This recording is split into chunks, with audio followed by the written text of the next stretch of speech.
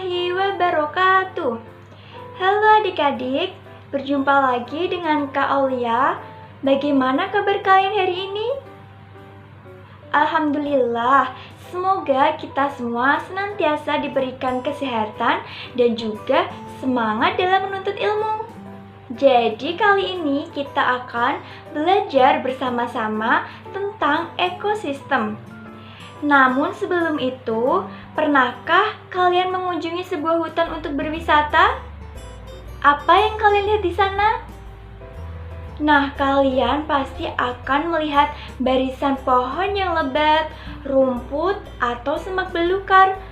Selain itu, ada juga hewan yang berjalan di darat dan udara, seperti burung, serangga, dan masih banyak yang lainnya. Bukan hanya itu, di hutan juga pasti ada tanah, udara, air, dan cahaya matahari. Nah, adik-adik, semua itu adalah bagian dari ekosistem hutan. Nah, untuk mengenal lebih dalam mengenai ekosistem, yuk kita simak video pembelajaran kali ini tentang ekosistem. Adik-adik, ada yang sudah tahu belum apa itu ekosistem? Ekosistem adalah hubungan timbal balik antara makhluk hidup dengan lingkungannya. Nah, adik-adik, hubungan timbal balik ini saling memberikan pengaruh di antara keduanya.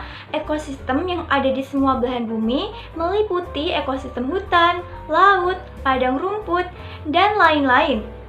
Lalu, apa saja sih satuan penyusun ekosistem? Nah, perlu adik-adik ketahui, ekosistem tersusun atas individu, populasi, dan komunitas. Yang pertama, ada individu. Individu adalah makhluk hidup tunggal, contohnya seekor burung, sebuah pohon, dan lain sebagainya. Nah, tempat individu tinggal itu disebut habitat. Yang kedua, ada populasi.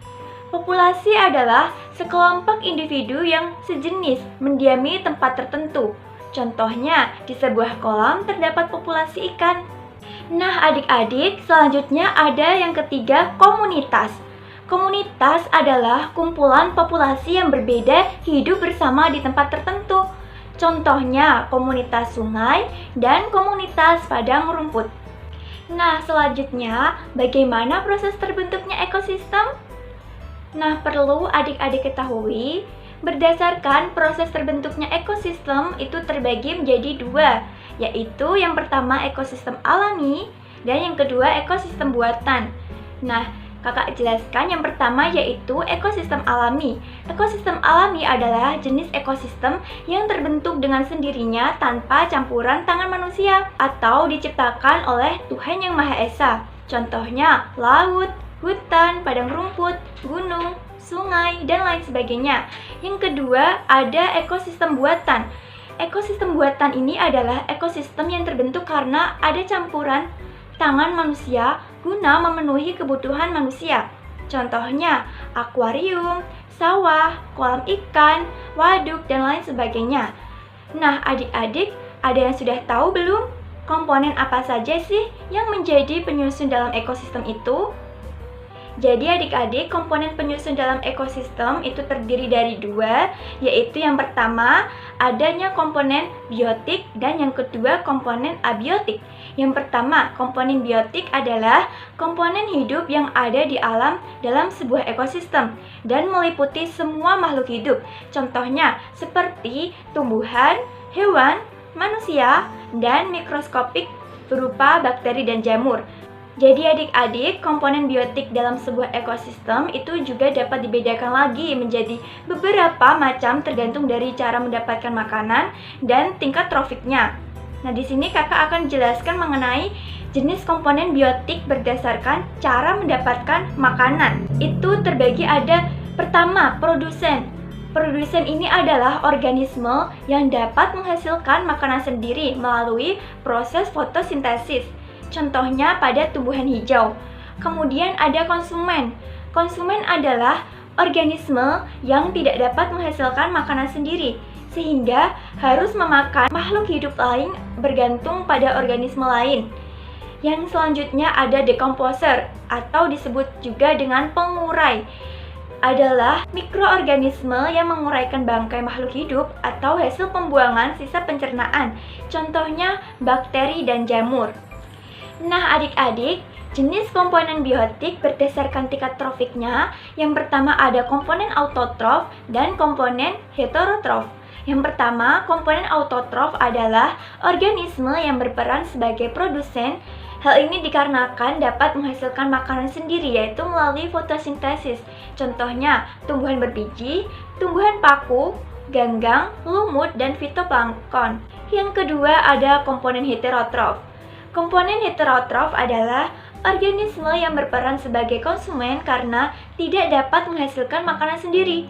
Nah, heterotrof ini terdiri dari ada konsumen 1, konsumen 2, konsumen 3, decomposer, dan detritivore. Nah, adik-adik perlu kalian ketahui, komponen penyusun ekosistem yang kedua adalah komponen abiotik. Komponen abiotik ini adalah komponen tidak hidup berupa fisik dan kimia yang mendukung serta menjaga keseimbangan suatu ekosistem. Contohnya, suhu, air, cahaya, matahari, udara, bebatuan, tanah, dan kelembapan. Nah, adik-adik, sekarang kita sudah tahu kan mengenai pengertian ekosistem, jenis ekosistem, dan komponen penyusun ekosistem. Jadi, ekosistem itu memiliki peran yang sangat penting bagi keberlangsungan hidup manusia dan hewan. Maka dari itu, adik-adik, peran kita sebagai manusia atau makhluk hidup yang paling sempurna adalah untuk selalu menjaga dan melestarikan lingkungan sekitar agar sistem kehidupan tetap berlangsung dengan lancar. Baiklah adik-adik, sekian pembelajaran kali ini.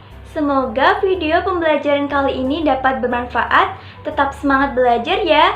Sampai jumpa di video selanjutnya. Wassalamualaikum warahmatullahi wabarakatuh. Baik, begitulah sekiranya video pembelajaran dari saya. Terima kasih. Wassalamualaikum warahmatullahi wabarakatuh.